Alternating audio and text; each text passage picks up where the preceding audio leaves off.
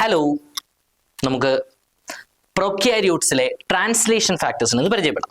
Okay, ഇപ്പൊ translation എന്ന process എല്ലാവർക്കും ഫെമിലിയർ ആണ് അല്ലെ. പ്രോട്ടീൻ സിന്തസിസ്, mRNA-യിൽ നിന്ന് അമിനോ ആസിഡുകൾ തമ്മിൽ കമ്പൈൻ ചെയ്തുകൊണ്ട് mRNA-യിലുള്ള ഇൻഫർമേഷൻസിനനുസരിച്ച് അമിനോ ആസിഡുകൾ തമ്മിൽ കമ്പൈൻ ചെയ്തുകൊണ്ട് പോളിപെപ്റ്റൈഡ് ഫോം ചെയ്യുന്ന പ്രോസസ്സ്. ആ പ്രോസസ്സിൽ കുറെ അധികം പ്രോട്ടീൻ ഫാക്ടേഴ്സ് ടേക്ക് പാർട്ട് ചെയ്യുന്നുണ്ട്. പ്രോക്യാരിയോട്സിലേക്ക് വരുമ്പോൾ നമുക്ക് ആ ഫാക്ടേഴ്സിനെ initiation factors, elongation factors, release factors, ribosome recycling factor, ഇങ്ങനെ 4 കാറ്റഗറി ആയിട്ട് തിരിച്ചിട്ടുണ്ട്. നമുക്ക് ഓരോന്നിനെയും പരിചയപ്പെടാം. ഇനിഷ്യേഷൻ ഫാക്ടേഴ്സിലേക്ക് വരുമ്പോൾ പ്രോക്യാരിയോട്സിലെ ഇനിഷ്യേഷൻ ഫാക്ടേഴ്സ് 3 പേരാണുള്ളത്. ഇനിഷ്യേഷൻ ഫാക്ടർ 1 അഥവാ IF1, ഇനിഷ്യേഷൻ ഫാക്ടർ 2 അഥവാ IF2, ഇനിഷ്യേഷൻ ഫാക്ടർ 3 അഥവാ IF3. ഇനിഷ്യേഷൻ ഫാക്ടർ 1 ഓരോരുത്തരുടെയും ഫംഗ്ഷൻ വരുമ്പോൾ ഇതിൽ രണ്ടാമത്തെ ആളെ മാത്രം IF2-ന് മാത്രം GTP എന്ന് പറഞ്ഞൊരു ടാഗ് കൂടി കൊടുത്തിട്ടുണ്ട്. അതൊരു GTP ബൈൻഡിങ് പ്രോട്ടീൻ ആണ്. ഓക്കെ, അപ്പൊ 3 ഇനിഷ്യേഷൻ ഫാക്ടേഴ്സിൽ IF1-നും IF3-ക്കും ഇല്ലാത്തൊരു പ്രത്യേകത IF2 ഒരു GTP ബൈൻഡിങ് പ്രോട്ടീൻ ആണ്. ആൻഡ് ഓരോരുത്തരുടെയും ഫംഗ്ഷനിലേക്ക് നമുക്ക് വരാം. IF1-ലേക്ക് വരുമ്പോൾ നോക്കൂ, റൈബോസോമിന്റെ സ്മോൾ സബ് യൂണിറ്റ് ആണ് ഈ കാണിച്ചിരിക്കുന്നത്. ഇത് ലാർജ് സബ് യൂണിറ്റ് ആണ് കാണിച്ചിരിക്കുന്നത്. ഓക്കെ, ആൻഡ് ഈ ഇനിഷ്യേഷൻ ഫാക്ടേഴ്സ് 3 പേരും IF1, IF2, IF3 3 പേരും സ്മോൾ റൈബോസോമൽ സബ് യൂണിറ്റിൽ ബൈൻഡ് ചെയ്ത് കാണുന്ന ഫാക്ടേഴ്സ് ആണ്. അപ്പൊ IF1, IF2, IF3 3 പേരും സ്മോൾ റൈബോസോമൽ സബ് യൂണിറ്റിൽ ബൈൻഡ് ചെയ്ത് കാണുന്ന ഫാക്ടേഴ്സ് ആണ്. ആദ്യം IF3യുടെ ഫംഗ്ഷൻ എന്ന് പരിചയപ്പെട്ടാൽ ഇവിടെ ചിത്രത്തിൽ കാണുന്നത് പോലെ തന്നെ IF3 ബൈൻഡ് ചെയ്യുന്നത് റൈബോസോമിലെ എക്സിറ്റ് സൈറ്റിലാണ്. റൈബോസോമിന്റെ എക്സിറ്റ് സൈറ്റിൽ ബൈൻഡ് ചെയ്തിട്ടാണ് IF3യെ കാണാൻ പറ്റുക.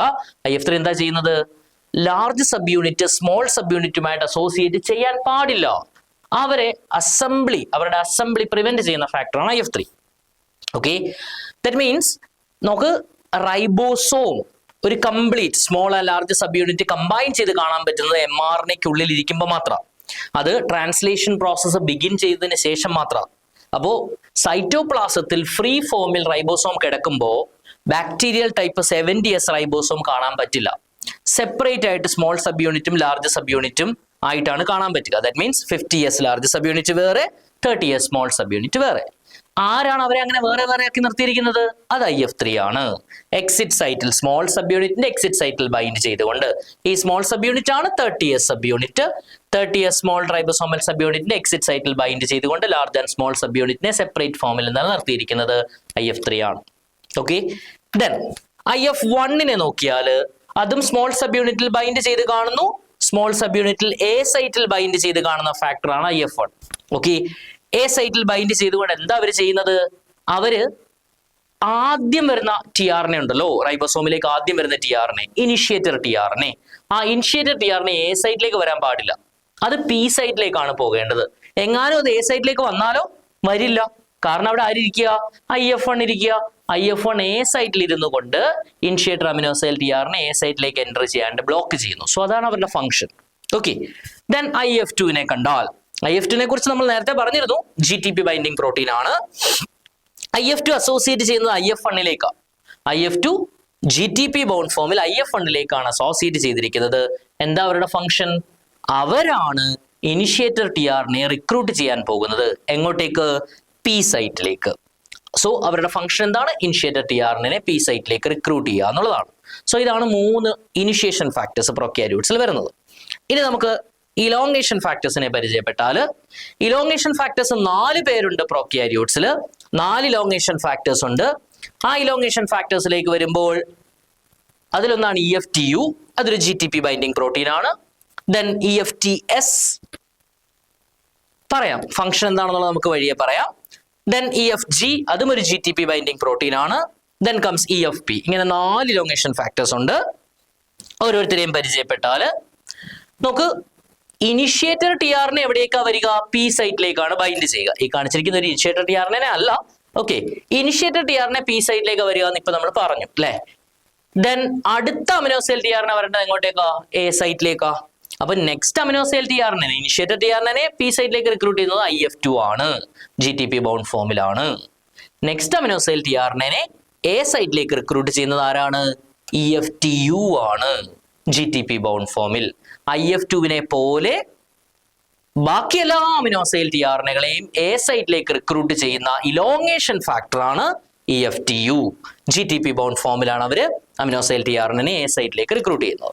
ഓക്കെ, ആൻഡ് വൺസ് അമിനോസൈൽ ടിആർഎനെ റിക്രൂട്ട് ചെയ്ത് അവിടെ പ്രോപ്പറായിട്ട് ബൈൻഡ് ചെയ്തൊക്കെ കഴിഞ്ഞാൽ ഇനി ഫർദർ റിയാക്ഷൻസ് നടക്കണമെങ്കിൽ EFTUവിന്റെ GTP ഹൈഡ്രോളിസിസ് നടക്കണം. അങ്ങനെ EFTU GTP ഹൈഡ്രോളിസിസ് നടന്ന് GDP ബോണ്ട് ഫോമിലായിട്ട് ഡിസോസിയേറ്റ് ആവും. ഓക്കെ, അങ്ങനെ ആയിക്കഴിഞ്ഞാൽ വീണ്ടും എന്ത് ചെയ്യണം? ഇനി അടുത്ത റൗണ്ടിൽ ഇതേ അമിനോസൈൽ ടിആർഎനകളെ അല്ലെങ്കിൽ നെക്സ്റ്റ് വീണ്ടും ബാക്ക് ടു ബാക്ക് അമിനോസൈൽ ടിആർഎനകൾ എ സൈറ്റിലേക്ക് വരണം. അപ്പൊ നമുക്ക് EFTUവിനെ എന്ത് ചെയ്യേണ്ടി വരും? റീസൈക്കിൾ ചെയ്യേണ്ടി വരും. എന്ന് പറയുമ്പോൾ ഇപ്പൊ GDP ബൗണ്ട് ഫോമിലേക്ക് മാറി EFTU തിരിച്ച് ഏത് ഫോമിലേക്ക് വരണം? GTP ബൗണ്ട് ഫോമിലേക്ക് വരണമെങ്കിൽ അവിടെ ആക്ട് ചെയ്യുന്ന ജെഫ് ആണ്. ദാറ്റ് മീൻസ് GDPനെ ഡിസോസിയേറ്റ് ചെയ്ത് കളഞ്ഞ് EFTUവിലേക്ക് GTPനെ അസോസിയേറ്റ് ചെയ്യിപ്പിക്കുന്ന ഫാക്ടറായ ജെഫ് ആണ്. ഗുവനിൻ ന്യൂക്ലിയോടൈഡ്, ഗുനോസിൻ ന്യൂക്ലിയോടൈഡ് എക്സ്ചേഞ്ച് ഫാക്ടർ ആണ് ആര്? EFTS. ഇവിടെ ജെഫ് ആയിട്ട് ആക്ട് ചെയ്യുന്ന ഇലോങ്ങേഷൻ ഫാക്ടർ ആണ് EFTS. ഓക്കെ, ഇവിടെ EFTUവിന്റെ U സ്റ്റാൻഡ്സ് ഫോർ അൺസ്റ്റേബിൾ, ഇവിടെ S സ്റ്റാൻഡ്സ് ഫോർ സ്റ്റേബിൾ. ഇതൊരു അൺസ്റ്റേബിൾ പ്രോട്ടീൻ ആണ്. അവർക്ക് സ്റ്റെബിലിറ്റി കൊടുക്കുന്നത് ആരാണ്? അവരെ വീണ്ടും പഴയ സ്റ്റേബിൾ ഫോമിലേക്ക് കൊണ്ടുവരുന്നത് ആരാണ്? അത് EFTS എന്ന ജെഫ് ആണ്. ഓക്കെ, ആൻഡ് അടുത്ത ഇലോങ്ങേഷൻ ഫാക്ടറിലേക്ക് വന്നാൽ മറ്റൊരു ഇലോങ്ങേഷൻ ഫാക്ടറിനെ നമ്മൾ പരിചയപ്പെട്ടത് EFP ആയിരുന്നു. EFPയുടെ ഫംഗ്ഷൻ എന്താണ്? EFPയുടെ ഫംഗ്ഷൻ ആക്ച്വലി ബാക്ടീരിയൽ റൈബോസോമിൽ ബാക്ടീരിയൽ ട്രാൻസ്ലേഷനിലെ ഇനിഷ്യേറ്റർ ടിആർഎൻഎ എപ്പോഴും 4' മെഥിയോനൈൽ ടിആർഎൻഎ ആണ്. ആൻഡ് ആ 4' മെഥിയോനൈൽ ടിആർഎൻഎ ക്യാരി ചെയ്യുന്ന ആന്റികോഡോൺ സീക്വൻസ് AUGക്ക് കോംപ്ലിമെന്ററി ആണ്.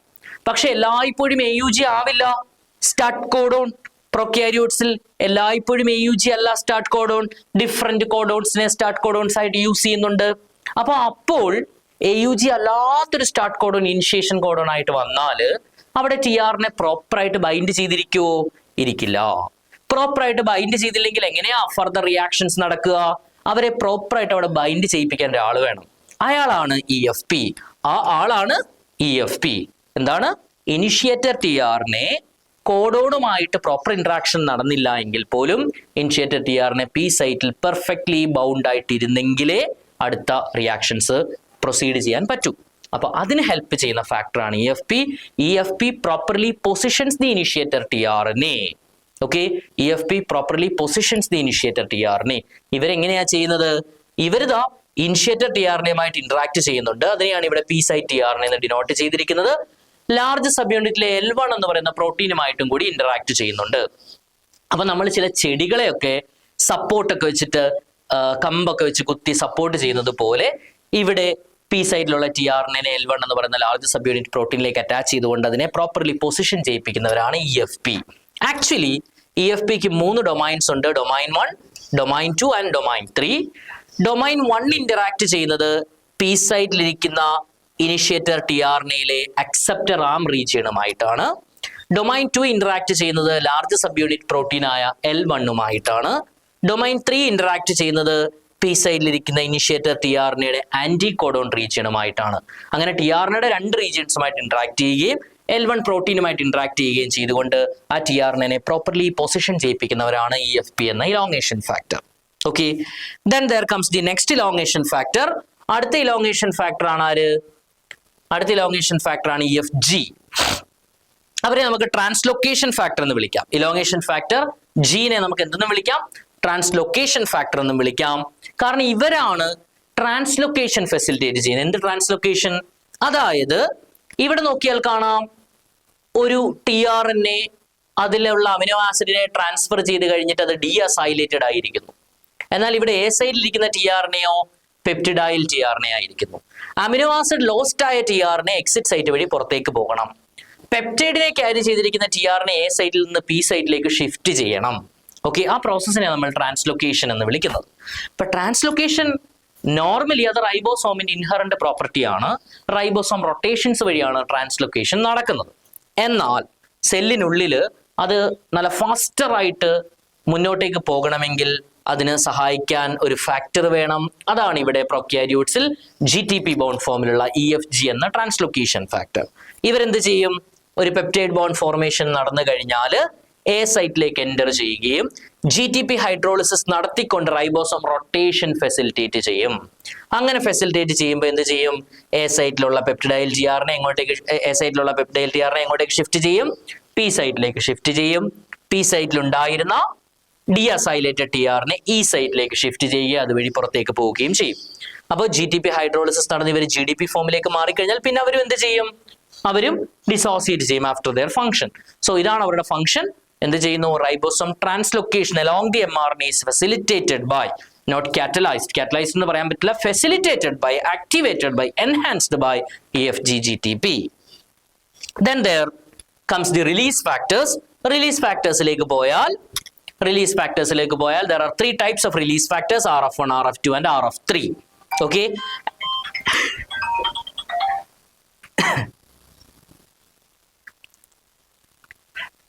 So release factorsലേക്ക് പോയാൽ release factors 3 ടൈപ്പ് ഉണ്ട്: RF1, RF2 and RF3.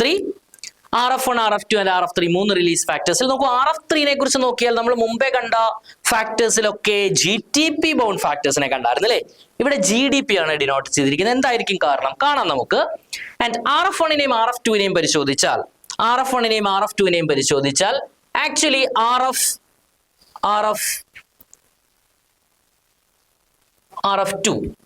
RF2 release factor 2ഉം റിലീസ് ഫാക്ടർ 1ഉം രണ്ടുപേരും ബോത്ത് റിലീസ് ഫാക്ടർ 1 and 2 അവരുടെ ഫംഗ്ഷൻ എന്ന് പറയുന്നത് സ്റ്റോപ്പ് കോഡോണിനെ ഐഡന്റിഫൈ ചെയ്യുക എന്നുള്ളത്.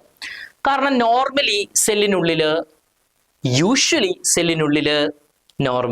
എന്നൊക്കെ പറയുമ്പോൾ അൺയൂഷ്വലി ഇതിന് ഓപ്പോസിറ്റ് സംഭവിക്കുന്നുള്ളതാണ് കേട്ടോ. യൂഷ്വലി സെല്ലിനുള്ളിൽ എന്തില്ല? സ്റ്റോപ്പ് കോഡോൺസിനെ റീഡ് ചെയ്യാൻ there are no tRNAs. Normally സെല്ലിനുള്ളിൽ സ്റ്റോപ്പ് കോഡോൺസിനെ റീഡ് ചെയ്യാൻ there are no tRNAs, but release factors can. Release factors ആണ് അതിനെ റീഡ് ചെയ്യുക. ഓക്കെ.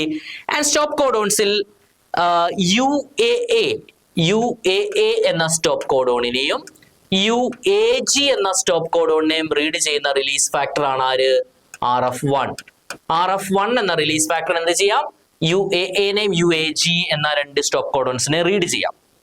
ഓക്കെ. എന്നാൽ UAA-നെയും then UAA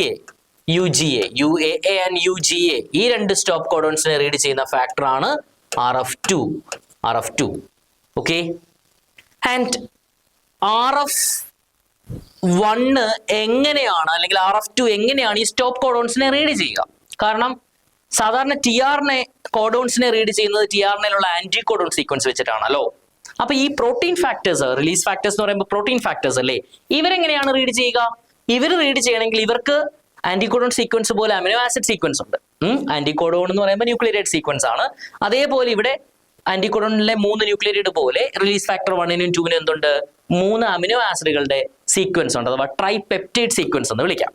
ആ ട്രൈപെപ്റ്റൈഡ് സീക്വൻസിൽ RF2വിനുള്ള ട്രൈപെപ്റ്റൈഡ് സീക്വൻസ് ആണ് SPF. RF2 റിലീസ് ഫാക്ടർ 2വിനുള്ള ട്രൈപെപ്റ്റൈഡ് സീക്വൻസ് ആണ് SPF. SPF stands for serine, proline and phenylalanine. 3 amino acids: serine, proline and phenylalanine. RF1നുള്ള അമിനോ ആസിഡ് സീക്വൻസ് ആണ് PAT or PVT. PAT or PVT എന്ന് പറയുമ്പോൾ proline alanine threonine അല്ലെങ്കിൽ proline valine threonine. Proline alanine threonine or proline valine threonine. അപ്പൊ RF1 ആണ് വരുന്നതെങ്കിൽ RF1 എന്ത് ചെയ്യും? പ്രോലിൻ അലാനിൻ ത്രിയോൻ അല്ലെങ്കിൽ പ്രോലിൻ വാലിൻ ത്രിയോൻ എന്ന് പറയുന്ന 3 അമിനോ ആസിഡ് സീക്വൻസ് വെച്ചിട്ട് UAA or UAG-നെ ഐഡന്റിഫൈ ചെയ്യും. RF2 ആണ് വരുന്നതെങ്കിൽ SPF വെച്ചിട്ട് UAA or UGA-നെ ഐഡന്റിഫൈ ചെയ്ത് അവിടെ ഇരിക്കും. ഓക്കെ. സോ അതാണ് റിലീസ് ഫാക്ടേഴ്സിന്റെ ഫംഗ്ഷൻ, RF1ന്റെയും RF2ന്റെയും ഫംഗ്ഷൻ. ദെൻ RF3യുടെ function, once RF1 and RF2 peptide hydrolysis catalyse ചെയ്ത് കഴിഞ്ഞാൽ ഇവർ ഇവിടെ നിന്ന് റിലീസ് ആവണം. RF1 or RF2 അവിടുന്ന് റിലീസ് ആയെങ്കിലേ റൈബോസോമിനും പിന്നെ ഡിസസംബിൾ ചെയ്യാൻ പറ്റുള്ളൂ. അപ്പോ RF1നെയോ അല്ലെങ്കിൽ RF2വിനെയോ A സൈറ്റിൽ നിന്ന് ഡിസോസിയേറ്റ് ചെയ്യിപ്പിക്കുന്ന ഫാക്ടറാണ് RF3.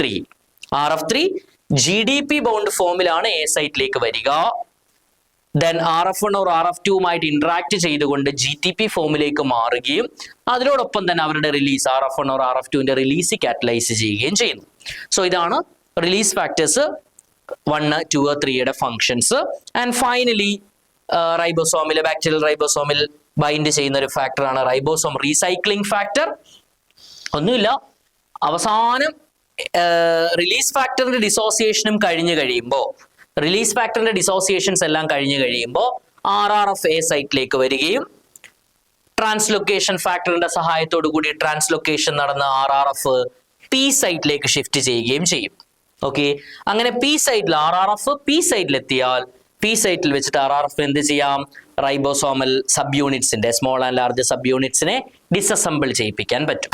ഓക്കെ, സോ ഇതാണ് RRFന്റെ ഫംഗ്ഷൻ. സോ ഇത്രയും ഫാക്ടേഴ്സ് ആണ്, ഇത്രയും പ്രോട്ടീൻ ഫാക്ടേഴ്സ് ആണ് ട്രാൻസ്ലേഷൻ ഫാക്ടേഴ്സ് ആയിട്ട് ബാക്ടീരിയൽ ട്രാൻസ്ലേഷനിൽ കാണുന്നത്. ഓക്കെ, താങ്ക് യു.